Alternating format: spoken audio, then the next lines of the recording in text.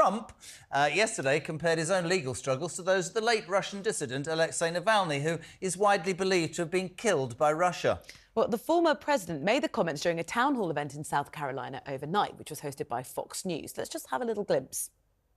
Navalny is a very sad situation, and he's very brave. He was a very brave guy because he went back. He could have stayed away.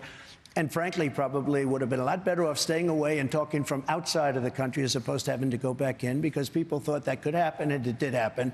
And it's a horrible thing. But it's happening in our country, too. We are turning into a communist country in many ways. And if you look at it, I'm the leading candidate. I got indicted. I never heard of being indicted before. I got indicted 4 times. I have 8 or 9 trials, all because of the fact that and you know this, all because of the fact that I'm in politics. Well, joining us is Republican strategist Amy Tarkanian from Las Vegas. Amy, wow. I mean, what a comparison for him to have made. It's absolutely disgusting. You're talking about a man who was persecuted and most likely murdered by a dictator, by Vladimir Putin himself, who President Trump still in that same interview has praise for Putin, and even then goes on to praise the Mexican president.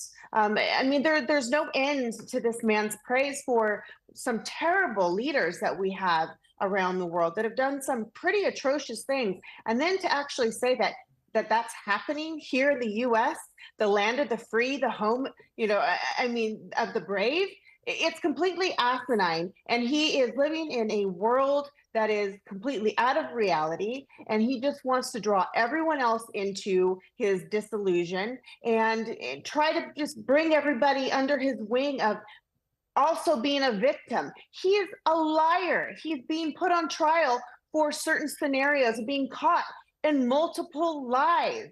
So for him to actually compare himself to a human being who was truly brave to stand up to a dictator such as Putin and was tortured for speaking out, it is completely asinine. Amy, great to have you on. We've spoken many times before.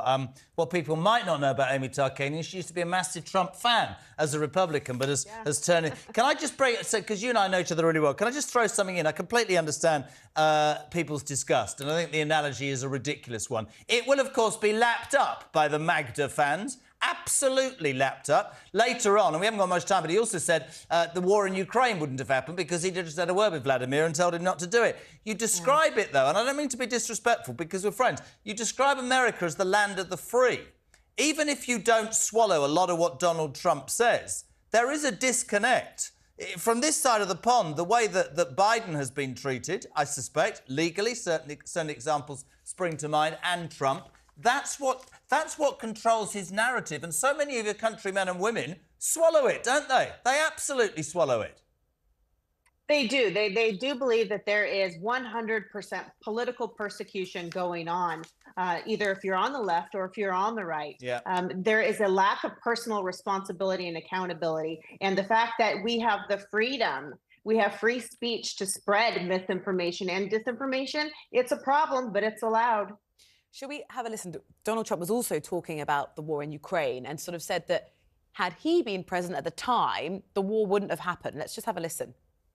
I guess the thing that bothers me most, it would have never happened if I were president. Oh, it did happen. So what are you going to do about it? But it would have never happened. Putin would have never done it for 2 reasons. Number one, I said, don't do it.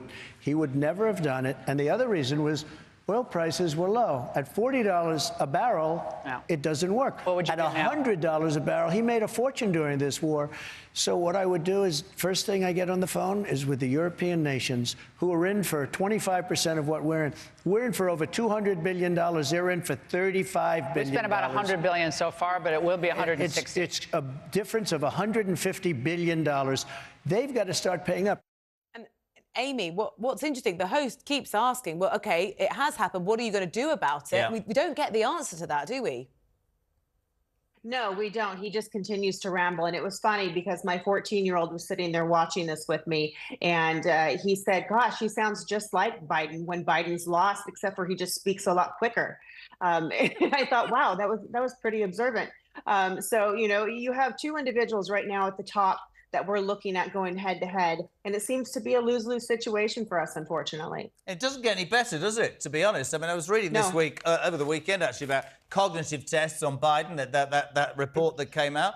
Somebody came out and said cognitive tests on Donald Trump. I mean, I asked this question repeatedly because we're sort of open mouths in the United Kingdom. We've got our own. We can't even fire a nuclear weapon. Nobody's got any jobs. You can't see a doctor, dentist out of the equation. It's a nightmare. But in America, you've got a senile old man and a man who's been indicted 4 times. That's your choice, Amy. Is that literally going to be the November choice? Can anything change that, do you think?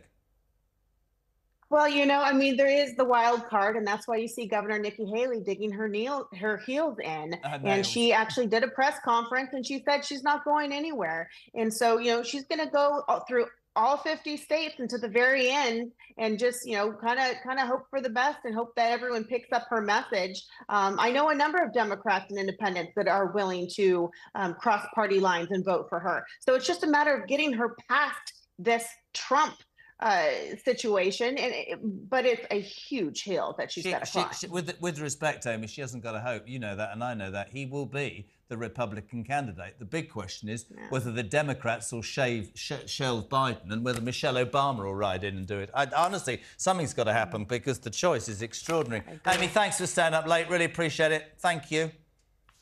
Thanks for having me.